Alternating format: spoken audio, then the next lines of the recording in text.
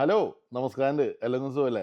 നമ്മളെ ഈ മുല്ലപ്പൂ മുടി ഏറ്റ് കിടക്കും കല്ലിനും ഉണ്ടാകും സൗരഭ്യം എന്നൊക്കെ പറയണ പോലെ തന്നെ നമ്മൾ ഏത് ചുറ്റുപാടിലാണോ നമ്മൾ ജീവിക്കണേ ആ സാധനത്തിന്റെ സ്വാധീനം നമ്മുടെയൊക്കെയും ലൈഫിലുണ്ടാവും. നമ്മൾ പല വീഡിയോസിന് പല പല ഉദാഹരണ സഹിതം പറഞ്ഞേക്കേണ്ടതാണ്.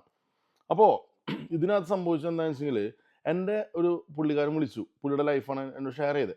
അപ്പോൾ ആൾ പറഞ്ഞത് എന്താണെന്ന് വെച്ചെങ്കിൽ ആള് ട്രക്ക് ഡ്രൈവറാണ്. നമ്മുടെ പോലെ തന്നെ ട്രക്ക് ഡ്രൈവർ. പുള്ളി കാലിഫോർണിയക്ക് ഓടുന്ന ഒരു ഡ്രൈവറാണ്. ആളാ ഒരു ഒരു ആഴ്ചത്തെ ട്രിപ്പ് കഴിഞ്ഞിട്ട് ഒരു പ്രാവശ്യം വീട്ടിൽ വന്ന് ആള് ഷോപ്പിങ്ങിന് പോവാന്നുള്ള കണ്ടീഷനിലേക്ക് സംസാരിച്ച് കഴിഞ്ഞപ്പോൾ വൈഫിന് വയ്യ. അതിൻ്റെ പേരിൽ പുള്ളി ഒറ്റയ്ക്ക് ഗ്രോസറിക്ക് പോവാന്ന് പറഞ്ഞു. അപ്പോൾ ആ സമയത്ത് അവൻ്റെ 2ാം ക്ലാസ്സിൽ പഠിക്കണ കൊച്ച്, ആ കൊച്ച് പറഞ്ഞു, "ഡാഡി ഞാനും കൂടി വരട്ടെ" എന്ന് ചോദിച്ചപ്പോൾ പറഞ്ഞു, "അതിനിപ്പോൾ എന്താ മോളും കൂടി പോകുന്നോന്നും പറഞ്ഞിട്ട്" കൊച്ചിനും കയറ്റി ഇരുത്തിട്ട് ഇയാൾ ഷോപ്പിങ്ങിന് പോവാം. ഷോപ്പിങ്ങിന് പോകുമ്പോൾ ഈ കൊച്ച് ചോദിച്ചു, "ഡാഡ് എന്തിനാണ് ട്രക്ക് ഡ്രൈവിംഗ് തിരഞ്ഞെടുത്തത്? നമുക്ക് ഡെയിലി വീടെത്താവുന്ന ഒരു ജോലി ഡാഡ് എന്താ സെലക്ട് ചെയ്യാതിരുന്നതെന്ന്" ചോദിച്ചു. അപ്പോൾ ഇയാൾ അയാളുടെ ഒരു എന്താ പറയുക അറിയാവുന്ന നരേഷനൊക്കെയും പുള്ളി പറഞ്ഞു.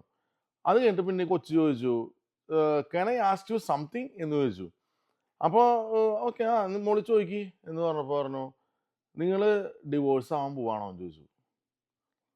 അപ്പോൾ ഇയാൾ പറഞ്ഞു, "അല്ല, വേറെ നിന്റെ അമ്മ എൻ്റെ അനുഭവത്തിൽ ഞങ്ങൾ ഡിവോഴ്സ് ചെയ്യാൻ പോവല്ല" എന്ന് പറഞ്ഞു. അപ്പോൾ ആ കുട്ടി ഇത്രേ പറഞ്ഞുള്ളൂ, എനിക്ക് ഇംഗ്ലീഷിലാണ് പറഞ്ഞത്. അപ്പോൾ ഞാൻ പക്ഷേ മലയാളത്തിൽ പറയാം. അതായത് എനിക്ക് നിങ്ങളെല്ലാവരും വേണം. എനിക്കൊരു സ്റ്റെപ്പ് ഡാഡോ, സ്റ്റെപ്പ് മദറോ, സ്റ്റെപ്പ് ബ്രദറോ, സിസ്റ്ററോ ഒന്നും എനിക്ക് വേണ്ട. എനിക്ക് നമ്മുടെ ഫാമിലിയാണ് എനിക്ക് ആവശ്യം. എനിക്ക് ഡാഡി എല്ലാ ദിവസവും വീട്ടിൽ വരണം എന്നാണ് എൻ്റെ ആഗ്രഹം എന്ന് പറഞ്ഞു.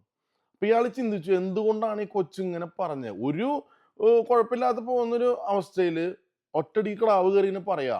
ഇയാൾക്ക് പല പല ചിന്തകൾ പോയി തലയിൽ. ഇപ്പം നമ്മളറിയാണ്ട് പെണ്ണുമ്പിള്ളിന് വേറെ ആരെങ്കിലും ഫോൺ വിളി തുടങ്ങിയ വേറെ പ്രശ്നങ്ങൾ തുടങ്ങിയിട്ടുണ്ടല്ലോ, എന്തോ കുഴപ്പമുണ്ടല്ലോ എന്നുള്ളതിൽ അങ്ങനെ കൊച്ചായിട്ട് സംസാരിച്ച് കഴിഞ്ഞ് വന്നപ്പോൾ ആൾക്ക് മനസ്സിലായി എവിടെയാണ് ഈ കൊച്ചിൻ്റെ ഈ കുഞ്ഞു മനസ്സിൽ ഏൽപ്പിക്കപ്പെട്ടിരിക്കുന്നത് എങ്ങനെയാണെന്നും ഒക്കെ മനസ്സിലായി. ഈ ഒരു കാര്യമാണ് ഞാൻ ഇന്നത്തെ വീഡിയോയിൽ നിങ്ങൾ ഷെയർ ചെയ്യാൻ പോണത്. കാരണം എന്താണെന്ന് വെച്ചെങ്കിൽ നമ്മൾ വീട്ടിൽ പലരും പലതും നമ്മളൊക്കെ ഒരു ഫാമിലി ആകുമ്പോൾ കൂടുമ്പോൾ ഇമ്പമുള്ളതാണ് കുടുംബം എന്ന് പറഞ്ഞിട്ട് നമ്മൾ തല്ലുടി തലവിളിക്കും ഭാര്യയും ഭർത്താവേക്കും. പക്ഷെ ഇത് കുട്ടികളെ എങ്ങനെ എഫക്റ്റ് ചെയ്യുന്നു എന്നുള്ളതാണ്. അപ്പോൾ സംഗതി കാര്യത്തിലേക്ക് കിടക്കാം. ഈ ക്രിസ്മസിന്റെ വെക്കേഷനൊക്കെയുള്ള സമയത്ത് പിള്ളേർ ഫുൾ ടൈം വീട്ടിലുണ്ടല്ലോ. ആ സമയത്ത് ഇയാള് ട്രക്ക് ഡ്രൈവറാണ്. ഇയാളുടെ വിദ്യാഭ്യാസം വളരെ എന്താ പറയുക പൊത്തുംപിടിയാ, വലിയ കാര്യമായിട്ടൊന്നും ഇല്ല. Wife RN നേഴ്സാണ്. അപ്പോൾ അങ്ങനെ നല്ല ഹാപ്പി ആയിട്ട് പോയിക്കൊണ്ടിരിക്കുന്ന ഒരു ഫാമിലിയാണ്. ഈ ക്രിസ്മസിന്റെ ആ ഒരു കാലഘട്ടത്തിൽ എന്താ പറ്റിയെന്ന് വെച്ചെങ്കിൽ ഇവരുടെ നാട്ടിലത്തെ ഒരു ബന്ധുവിന്റെ കല്യാണം നടക്കാണ്. കല്യാണം ഉറപ്പിച്ചിട്ട് കല്യാണം നടത്താൻ പോവാണ് പിറ്റത്തെ മാസം.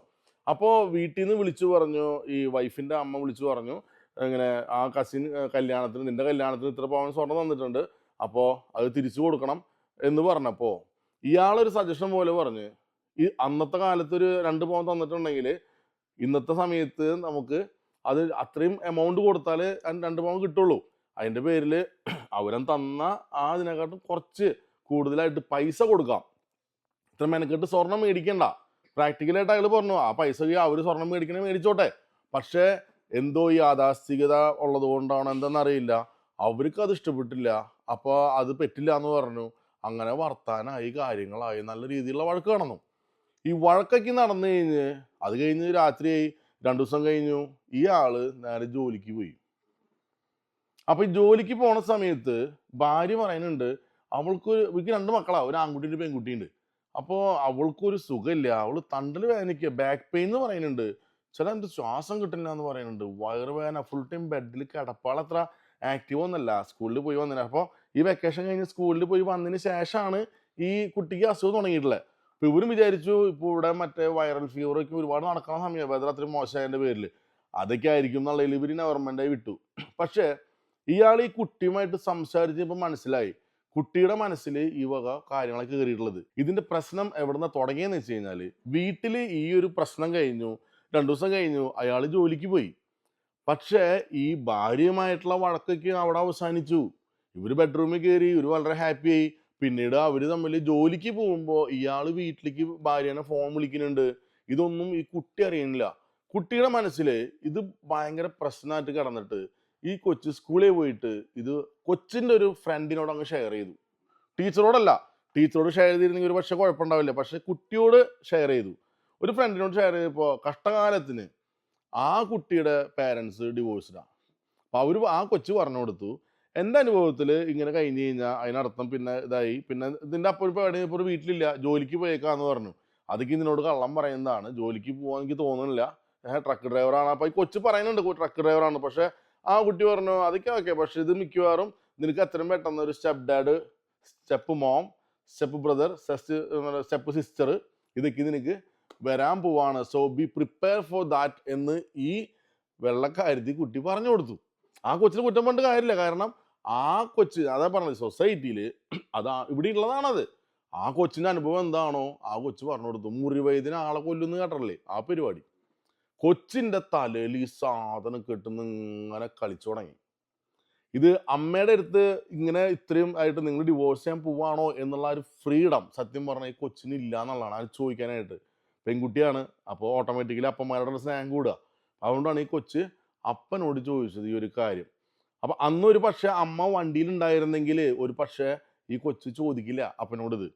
അന്ന് ആ സ്ത്രീക്ക് വയ്യാതായത് കൊണ്ടാണ് അവർ ഷോപ്പിങ്ങിന് പോയിരുന്നത്. അങ്ങനെ വീട്ടിൽ വന്നു.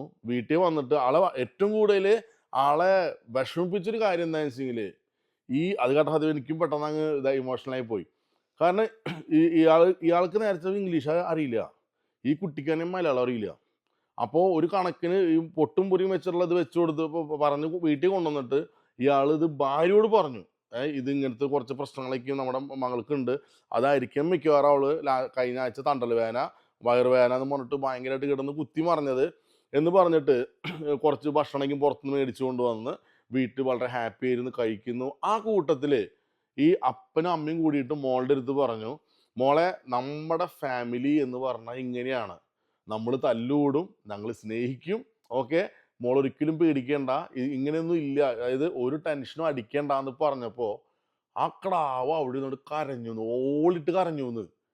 അപ്പോൾ അതായത് ആ കരച്ചിൽ എന്താണെന്ന് വെച്ചെങ്കിൽ ഈ സന്തോഷത്തിൻ്റെ ഒരു കരച്ചിലാണത്, മനസ്സിലാവണ്ട.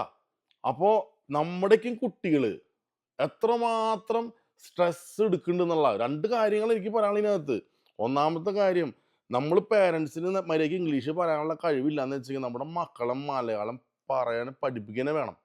കാരണം ഇവർക്ക് ഉണ്ടാവുന്ന കാര്യങ്ങൾ നമ്മളോട് ചോദിക്കാനും ബേസിക്കായിട്ട് അത് ചോദിക്കാനും ഇതിങ്ങനെയല്ല എന്ന് പറഞ്ഞാൽ മനസ്സിലാവാനുള്ളൊരു സാധനം അത് കൊടുക്കണം. രണ്ടാമത്തെ കാര്യം, ഈ വക രാജ്യങ്ങളിൽ വന്നിട്ട് നമ്മൾ 2 വീടും 4 കാറും മേടിക്കുന്നതിന് വലിയ കാര്യമൊന്നുമില്ല, ഇല്ലയെന്നല്ല ഞാൻ പറയണേ, അതൊക്കെയും വേണം. അതോടൊപ്പം തന്നെ നമ്മുടെ ഏറ്റവും വലിയ അസറ്റ് എന്ന് പറയുന്നത് കുട്ടികളാണ്. നമ്മൾ പല ആൾക്കാരും നമ്മൾ നാട് പൊട്ടയാണേന്നും പറഞ്ഞ് ഓടി ഇങ്ങോട്ട് പോരണ എന്തിനാ? ഈ മക്കളുടെ നല്ല ഭാവിക്ക് വേണ്ടിയിട്ടല്ലേ.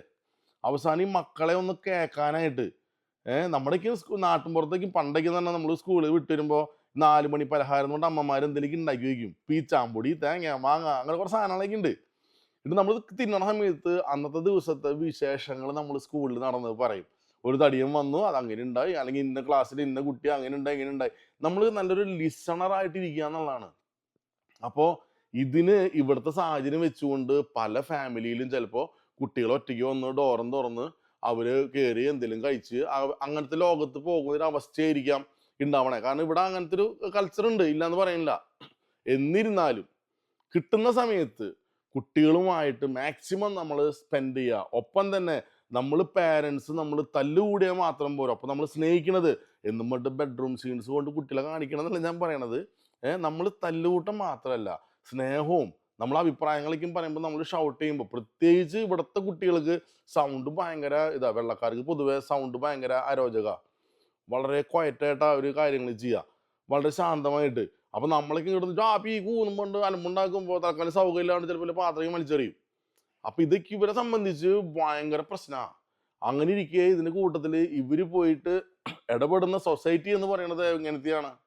കഷ്ടകാലത്തിന് എല്ലാ വീട്ടിലും 1-2 സ്റ്റെപ്പ് ഉണ്ടാവും. ഞാൻ ഉദ്ദേശിച്ച് വീട്ടിൻ്റെ കയറണ സ്റ്റെപ്പല്ല, വീടിനകത്തുള്ള ആൾക്കാർ സ്റ്റെപ്പുകളായിരിക്കും. അപ്പോൾ അവർക്ക് അത് അറിയുള്ളൂ, അവരപ്പോൾ അതാണ് പ്രതീക്ഷിക്കുന്നത്. അപ്പോൾ നമ്മുടെ നാട്ടിലേക്കെന്ന് പറഞ്ഞാൽ പിന്നെ ഒരു പക്ഷേ ഒരു വീട്ടിൽ ചെന്നു, അപ്പോൾ നമ്മൾ ചെറുപ്പത്തിലൊക്കെ ആണെങ്കിൽ ഇപ്പോൾ പറയാം വീട്ടിൽ ഭയങ്കര കുഴപ്പമില്ലാന്ന് പറഞ്ഞു കഴിഞ്ഞാൽ നമ്മൾ ആരായിട്ട് ഷെയർ ചെയ്യണേ അവരും പറയും, അയ്യോ എൻ്റെ വീട്ടിൽ ഇന്നലെ കഴിഞ്ഞ ആഴ്ച അച്ഛനമ്മേനിട്ട് നല്ല തമ്പുറടിയായിരുന്നു, അതൊക്കെ ഉണ്ടാവിടാ, അന്ന് മൈൻഡ് ചെയ്യണ്ടെന്ന് പറയും. പക്ഷെ ഇവിടെ കിട്ടുന്ന ഫീഡ്ബാക്ക് നേരെ തിരിച്ചാ, സെപ്പറേറ്റ് ആകുമ്പോഴാണ് പ്രിപ്പയർ ആയിക്കോന്ന്. അപ്പോൾ ഈ കുഞ്ഞു മനസ്സിനെ ഏൽക്കുന്ന മുറിവ് എന്നുള്ള വലിയ പ്രശ്നമാണത്. അപ്പോൾ നമ്മൾ നന്നായിട്ട് ശ്രദ്ധിക്കണം. കാശിന് കാശ് വേണം, വേണ്ടാന്നല്ല. നമ്മളൊരു ഔട്ടിങ് പോവാ, ട്രിപ്പ് പോവാ എന്നുള്ളതല്ല. നമ്മൾ മാക്സിമം കുട്ടികളുമായിട്ട് നമ്മള് അവരിലേക്കൊന്ന് ഇറങ്ങിച്ചെല്ലുക. അവര് ഗെയിമും കളിച്ച് ഫുൾ ടൈം 24 മണിക്കൂർ ഈ സാധനം പിടിച്ചിരിക്കുമ്പോൾ അവര് വേറെ ലോകത്താ. അവര് നോക്കുമ്പോൾ നമ്മുടെ ലോകം എന്ന് പറഞ്ഞാൽ അങ്ങോട്ടും ഇങ്ങോട്ടും കണ്ടു കഴിഞ്ഞാൽ നല്ല തല്ലൂട്ടാ. അതിനെക്കാട്ടും നല്ല സ്വസ്ഥമായിട്ടുള്ള ലോകം ഗെയിം കളിക്കുന്നതാന്ന് അവര് പറയും. അപ്പോൾ ഒരവസ്ഥ വരാം. അതുകൊണ്ട് നന്നായിട്ട് ശ്രദ്ധിക്കുക. ഈ ഒരാളിനോട് പറഞ്ഞതെന്ന് വെച്ചെങ്കിൽ ആ കൊച്ചവസാനം അവിടെ ഇരുന്ന് അങ്ങോട്ട് ഓളിട്ട് കരഞ്ഞു കഴിഞ്ഞപ്പോൾ 2ാം ക്ലാസ്സിൽ പഠിക്കുന്ന കുട്ടി എന്ന് പറയുമ്പോൾ ഏകദേശം ഒരു 7 വയസ്സുണ്ടാവും അല്ലേ? 6, 7 വയസ്സുണ്ടാവുള്ളൂ.